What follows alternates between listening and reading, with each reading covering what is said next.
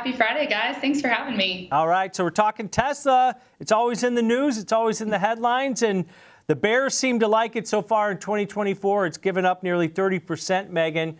I mean, do you guys have the data that kind of supports it? All you keep hearing about is slowing sales for this one, but people like their cars when they get one, right?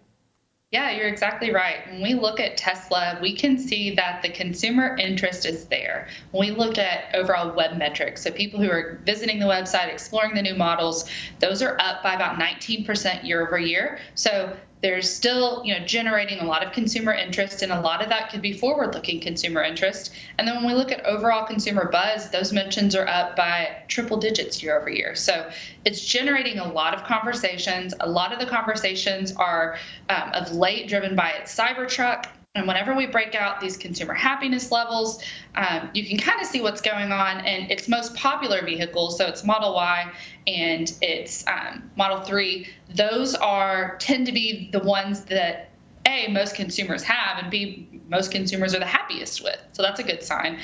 We see a little bit of bumpiness in how the Cybertruck is perceived. I think it's really polarizing among consumers. Some consumers love it. Some consumers love to dunk on it. So, a little bit of polarization there near term. But overall, in our data, we see consumers who are very, very happy with the vehicles that they receive when they do receive them. And we do see growing interest in the Tesla brand just in general. But I think that there are some hurdles that the company is facing that's not necessarily related to its cars, right? So part of that is the politicized figure that is Elon Musk. Part of that is an upcoming presidential election and how that works alongside that politicized CEO. And then also you have whether or not the board will approve his compensation package. So I think that there are some unknowns ahead of Tesla.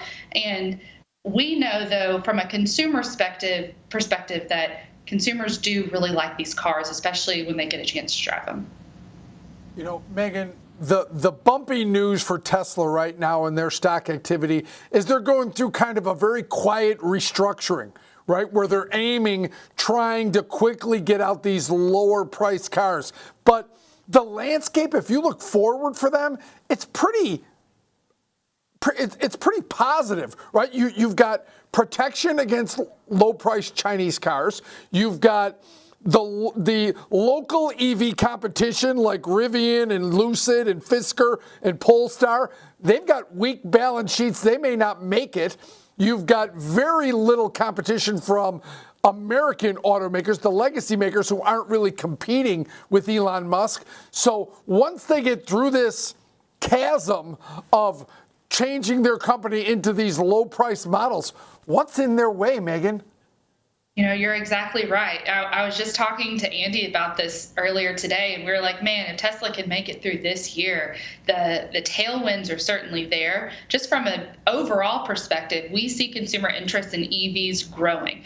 We do think that this is an area that more and more consumers are going to be open to and explore adopting. And I think that another thing Tesla has going for it is it's kind of positioned itself almost as a luxury vehicle. When you think of a Tesla, yes, it's an EV, but you also know that you're getting really high quality alongside it. So that's a nice component of its branding, and the availability and the accessibility for more consumers to be able to buy in at a Tesla at a lower price point and receive this perceived luxury vehicle. I think that that's another tailwind, and that's another thing that's driving that overall consumer happiness levels for Tesla higher. So for us, this is a name that we do really like long term, and we do see significant tailwinds, and we do believe in the long-term consumer adoption of electric vehicles.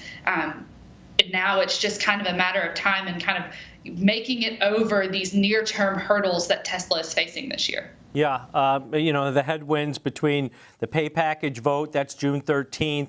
On that one, the politicized, way that people treat Elon Musk. But this is a cyclical downturn in EVs at this point. I mean, the OEMs, as Kevin mentioned, the legacy car makers are actually pulling production. Yeah, they're backing off. Because nobody wants to buy an EV at this point. It seems like everybody that wanted one has one now. Once we get through that, Megan, you've got the Robotaxi event coming up in August. Are there catalysts out there? And you guys said you're positive long term that, hey, you just got to kind of wait and see at this point because it may get better. Yeah, we think that Tesla is one of the main drivers of the adoption of autonomous vehicles. And I think that the potential applications there and the potential market for Teslas, especially as it refines that technology, as it improves its own full self-driving technology, and as robotaxis become more just socially acceptable and normal to see in real life, this is a massive adoption spark for Tesla. And we think that this is, so far, whenever we look at the capable companies that are operating in this space, Tesla is a clear leader here. Yep, and the full self-driving coming out early in China, that might be a catalyst. And remember, that's a subscription. Yeah. So that's recurring when they get that. And don't you think the OEMs that aren't developing their own are going to be licensing it from kind of like the Chargers? Yeah. Oh, you do it. Yeah, exactly, because you do it better. That's what they're saying. All right, great stuff. As always, Megan, have a great weekend.